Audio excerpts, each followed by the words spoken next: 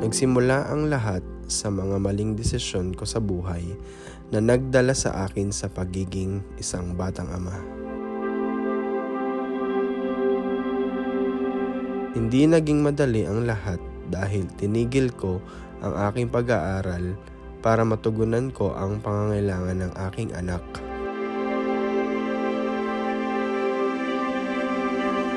Yung lugar na kinakalakihan niya ay hindi maganda. Pinangako ko sa sarili ko at sa anak ko na magpapayaman ako at kukuhanin kita at ipaparamdam ko sa iyo ang deserve mong buhay.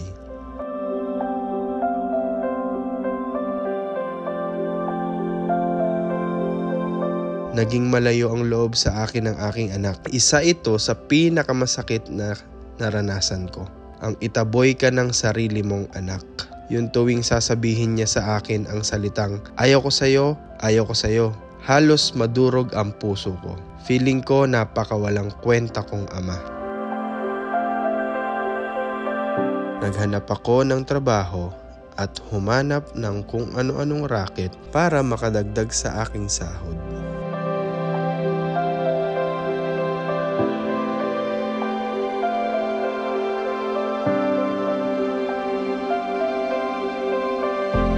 Kahit hindi ko linya ang pagbebenta noon, ay ginawa ko ito dahil kailangan ko mabigyan ng suporta ang aking anak.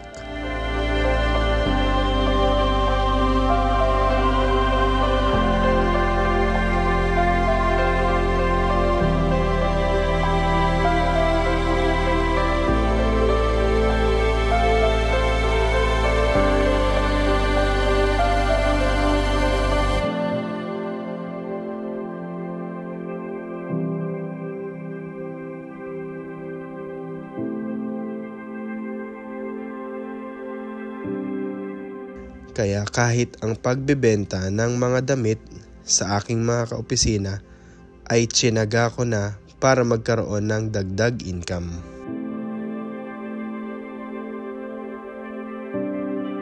Dumating din ang time na kulang na talaga yung naibibigay kong sustento sa anak ko. Kahit gaano ko galingan sa trabaho at kahit mag-overtime man ako, kulang pa din.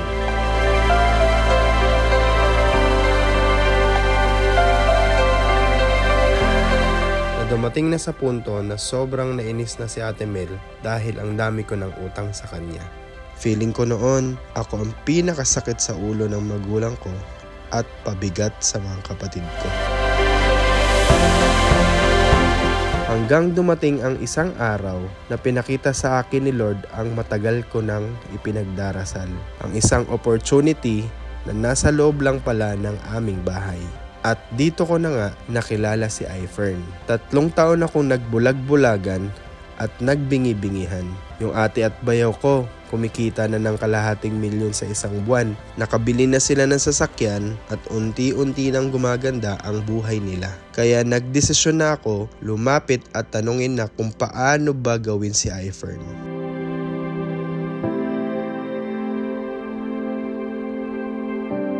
Nag-umpisa kami sa Ifern na part-time lang. Bumabiyahin ng nakamotor.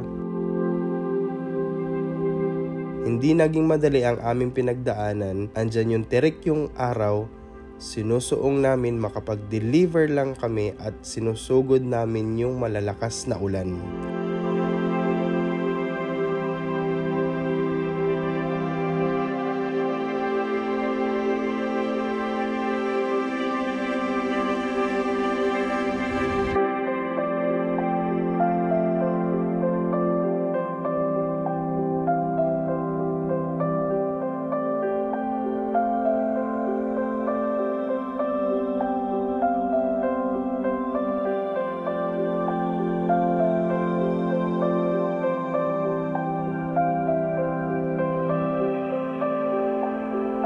At kasama ko lagi si Arlene na naniniwala sa akin sa pangarap ko at hindi rin ako sinukuhan hanggang makamit namin yung buhay na meron kami ngayon.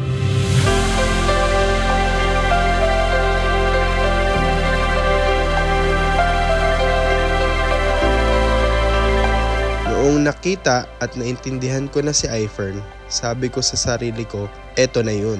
makukuha na kita anak at mabibigyan na kita ng magandang buhay. Nag-umpisa ako na walang alam sa negosyong ito. Pero dahil nakitaan ko ng malaking potensyal ang iFern, pinagsumikapan ko na aralin ito, alam na alam ko at naniniwala ako na kayang-kaya ko gawin si iFern dahil kung kaya nga ng iba, ibig sabihin, kaya ko rin.